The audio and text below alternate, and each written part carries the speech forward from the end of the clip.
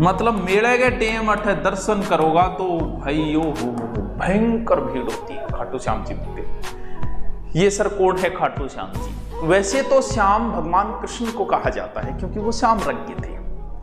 भगवान कृष्ण महाभारत का युद्ध पूरी जिम्मेवारी एक ही बंदे पे, युद्ध जिताना है, पापियों को हराना है, युद्ध जिताना है। तो भीम का पुत्र था घटोत्कच और घटोत्कच के पुत्र थे बर्बरीक। बर्बरीक नाम था इनका रियल नाम, क्योंकि बाल जो थे वो घुंघराले थे, बर्बर शेर की तरह थे, तो इसलिए नाम क्या हो गया बर्बरीक। तो बर्बरीक नाम था उनका।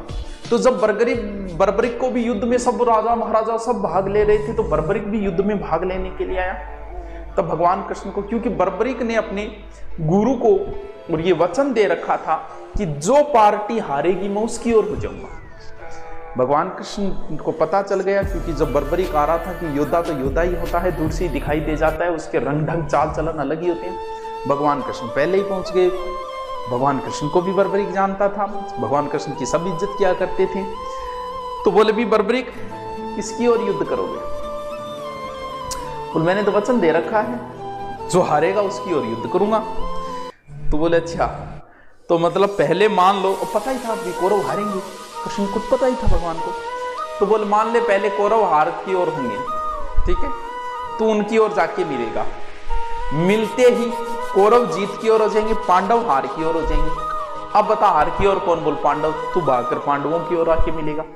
फिर कौरव हार की ओर चले जाएंगे, क्योंकि तू जिसकी तरफ होगा वही जीतेगा। ऐसे तो करके लास्ट में तू एक बचेगा। अरे यार ये कैसा वचन दे दिया तूने अपने गुरु को? तो बात तो सही है।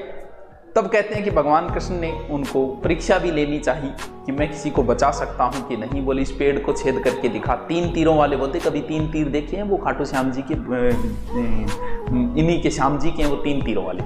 3 ही तीर थे, वो तीसरे की तो कभी जरूरत ही कौन पड़ेगी। तो बोले इस पेड़ के सारे पत्तों को बीन के दिखा। तो भगवान कृष्ण ने सोचा कि मैं कोशिश तो करूं कि बचा सकता हूं कि नहीं। उन्होंने एक पेड़ का पत्ता जो है ना वो अपने पैर के नीचे रख दिया, तो सारे पत्ते बीन गए। जैसे पैर हटाया वो भी बिंदा हुआ था। तो उसे लगा कि मुश्किल है, तब इसे वचन में उनका शीश मांग लिया था।